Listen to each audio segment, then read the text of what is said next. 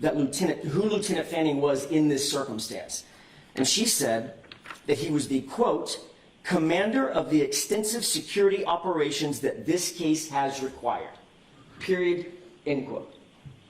That sentence says a lot. It said a lot to me. It does not say he has access to or control over the jurors. It says that and he has... I'm just going to stop you. I'll let you finish in a minute. Okay. Mr. Yannetti, as a Massachusetts practicing lawyer, knows that the court officers are in charge of the jurors. Go ahead, Mr. Jackson. If there is a commander of the extensive security operations over the entire case, there is, Your Honor, no greater security operation than securing the jurors. That is sacrosanct. It's paramount among the security operations that the court embraces. And we were told, I didn't make it up, Ms. McLaughlin told us, we were told he was the commander, not part of a security operation that was outside the court, not part of a security operation that helped parking cars or making sure that citizens got in and out of the courtroom appropriately. We were told he was the commander of the extensive security operations in this case. It is reasonable to conclude from that statement that Fanning was either directly in charge of the jurors, which the court is now telling me he wasn't. Again, that's news to me. You were told that at sidebar that day by Ms. McLaughlin. No, we were not. We were told... I have the transcript. Well, Your Honor, what we were told is what his title was. Commander of the extensive security operations of the court. So we reasonably concluded that he was either directly in charge of the jurors or in charge of the people who were in charge of security of the jurors. But we were never allowed the opportunity to find out exactly what his role was because the court didn't take evidence, refused our request at the time, in good faith.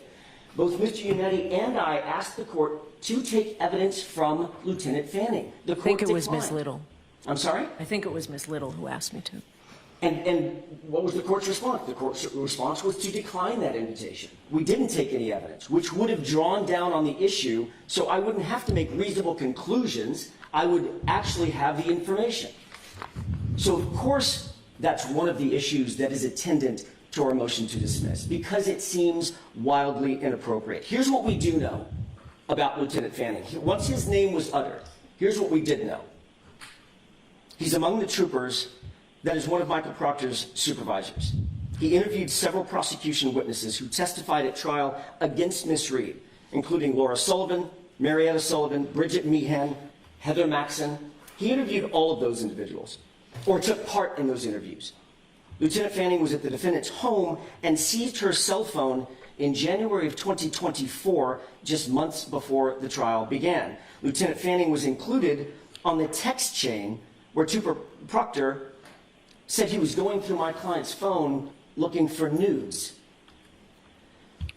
And then his name comes up at sidebar as the commander of the extensive security operations attendant to this case, and he's the source to whom something was reported about juror misconduct.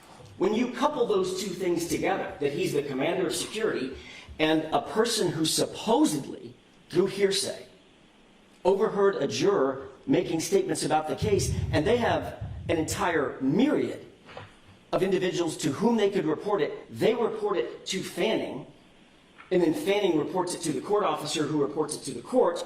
It is not unreasonable to conclude that he was at least within the orbit of the security operations governing the jurors, which is exactly why we put it in our papers. And without additional information clarifying that, we have no way of knowing that he wasn't involved or didn't have any direct access to the jurors. If he didn't, he didn't. And that's a fact that everybody can agree on. But when we heard the information, the only reasonable conclusion we had, given the fact that he was the source of the information and he was defined as the commander of security over the entire case, not part of the case, the entire case, which includes the jury, that is a reasonable conclusion. So you signed your affidavit 2 weeks ago when you already knew that he did not have any access to the jurors. No, I didn't. I absolutely did Signed not. and sworn under the pains and penalties of perjury this 21st day of February 2025. Correct. On February 21st, 2025, we were still at the first time that it was mentioned that he had absolutely no access to the jurors. He never had any contact with the jurors. Is when we received our responsive documents from the opposition from the Commonwealth. In that document, they mentioned he never had any direct access, he didn't have indirect access. They make these claims with no verification, by the way, no declaration, no supporting evidence, no declaration from the attorneys who filed the opposition. That's the first time someone actually took the position that he had absolutely no access to any of the jurors, direct or indirect. So when we filed our papers, the information that I just told the court is the information we were working from.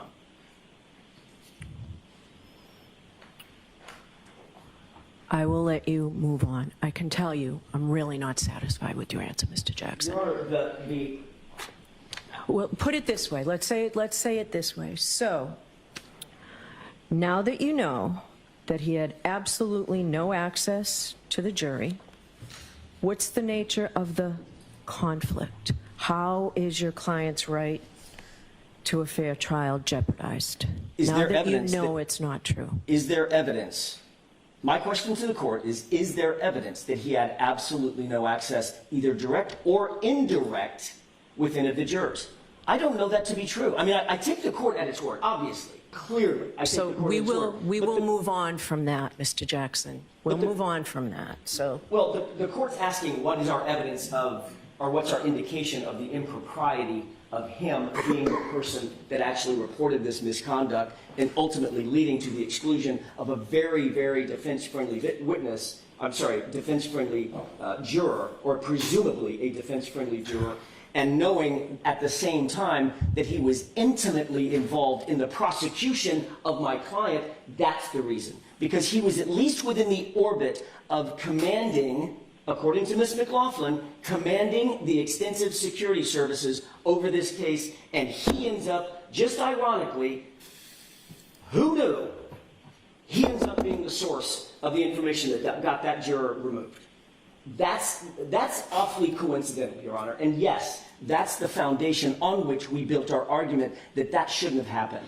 He certainly never, ever should have had any access, even in the orbit of the jurors, directly or indirectly, and the court never even inquired as to why he was the one receiving the report.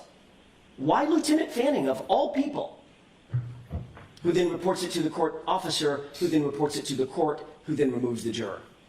That's an awfully straight line between Lieutenant Fanning, who has an interest in this case, and the removal of a juror. That's improper in our view. And that's why we put it in the papers, and that's why we argued it the way we did. Because we were working off of extremely reasonable beliefs based on information that was provided to us at sidebar in the court's presence. All right, so that's your answer to my question. That's my answer to the May I have a court's moment question. to confer with counsel? Yes.